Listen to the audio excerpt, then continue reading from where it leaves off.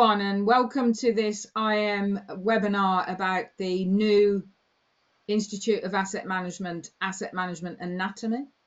I'm going to introduce Richard Edwards in just a minute, but thank you very much for joining. We've still got quite a few people joining the call.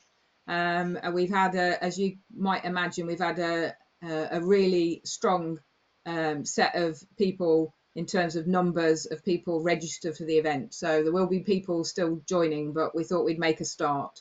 So before I hand over, I wanted just to say to everyone, thank you very much for getting involved in both this webinar, but also for requesting. A number of you have requested the anatomy and have downloaded the anatomy over the past week. We really do appreciate that. And I'm really looking forward to hear your questions.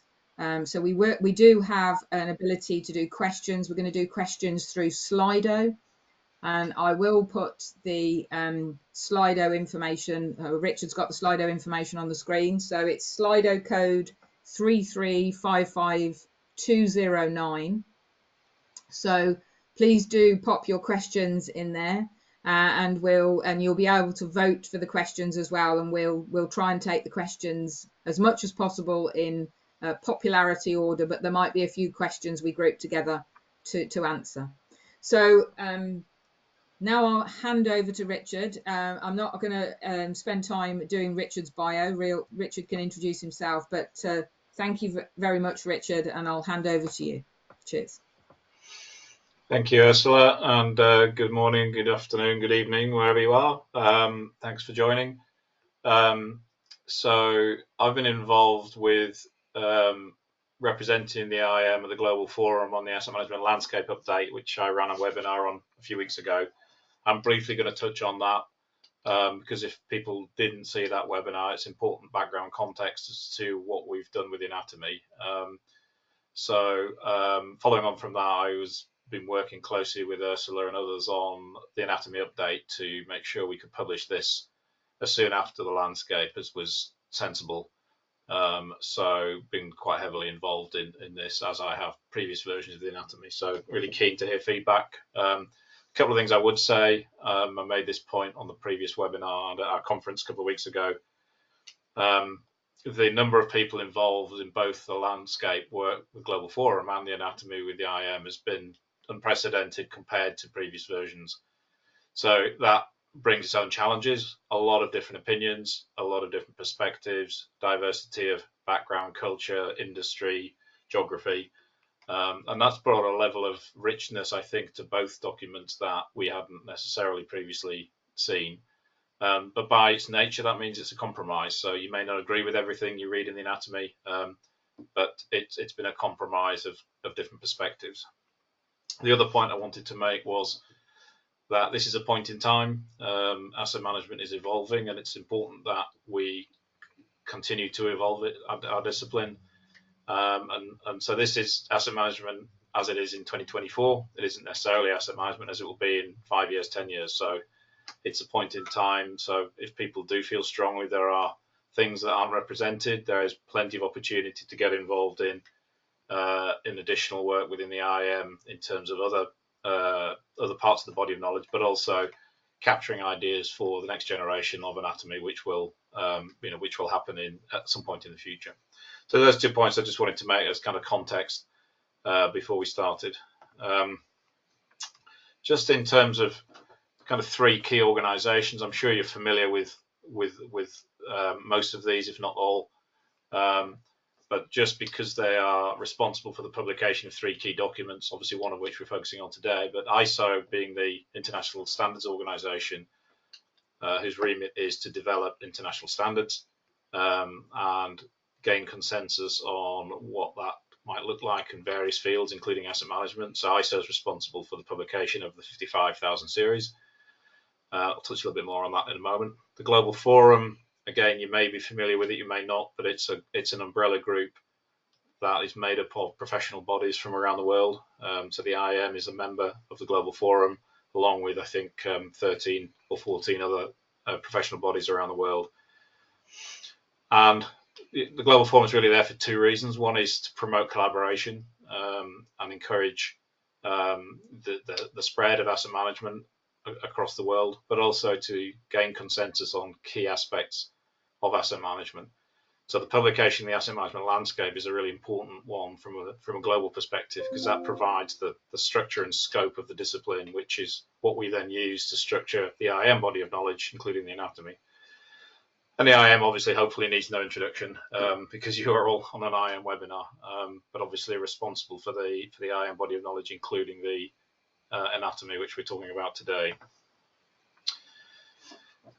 So I have to give credit if people were at the UK chapter conference last year. Andy Richardson did a great presentation using top trumps as a way of drawing comparisons between different roles in asset management. And I've stolen the idea to try and draw the distinction between the three key documents in asset management, because I think there is some confusion sometimes about which is preeminent, which is subservient to which, and actually they all serve a purpose. So I've used the medium of top trumps, and apologies if you're not from a country that is familiar with top trumps. It's a kid's car game for comparing various different things like cars or boats or anything it might be, to look at the different characteristics and kind of see which is best. And it's a game as you pick which category you want, etc., etc. So hopefully it makes sense for those that aren't familiar. But what I've tried to do here is use this to try and explain the differences between these three key documents. So the first characteristic there, called get badge, is it auditable? Can you audit against this publication? ISO 55001 is a management system standard. It is very much designed to be audited against. You don't have to be audited against it, but you can be, and you can be independently certified. You cannot do that with the asset management landscape or the anatomy. You can use them as the basis for assessments and maturity assessments, but you can't be audited against them in the same way as you can on ISO. So if that's important to you, then ISO is a really important document. Curb appeal, what I mean by that is international recognition. Excuse me. Clearly, ISO has got a brand that's recognised around the world. Global Forum is increasingly getting international recognition, and excuse me, the IAM again, we're increasingly a global organisation, probably doesn't have the international reach of the others. So from a global recognition and international recognition perspective, you'll see there that ISO is kind of very strong in that area. Third characteristic is what I've called handiness, and this is about how practical is it. So by its nature, the ISO is written in particular language for a management system standard. It has to be quite precise, so you can audit against it. It has lots of shall statements.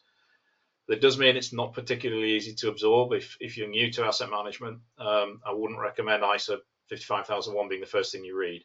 It's not really designed for that. It's designed to be audited against, and therefore using management system ISO type language. Global Forum is quite high level in terms of its description of the scope of asset management and the various subjects within that, but it's quite high level. It's not necessarily designed to be used by practitioners, whereas the anatomy is very much designed to be a bit more practical, hands-on. So the idea of the anatomy is something you can pick up and read if you're relatively new to asset management, and hopefully it'll paint the picture of what the discipline's all about and what the structure and scope of the discipline is. Reach, what I mean by that is the scope and the breadth. So ISO, by its nature, is only describing the requirements of a management system standard. It isn't describing the whole discipline of asset management. The landscape, that word was deliberately chosen because it's something you can't quite see over the horizon, and it's continually evolving. So the breadth of the whole subject of asset management is covered by the landscape, but only to a certain level of detail. It's quite high level, describing the kind of what is asset management as opposed to how you do it or how you might implement it or any practical guidance in that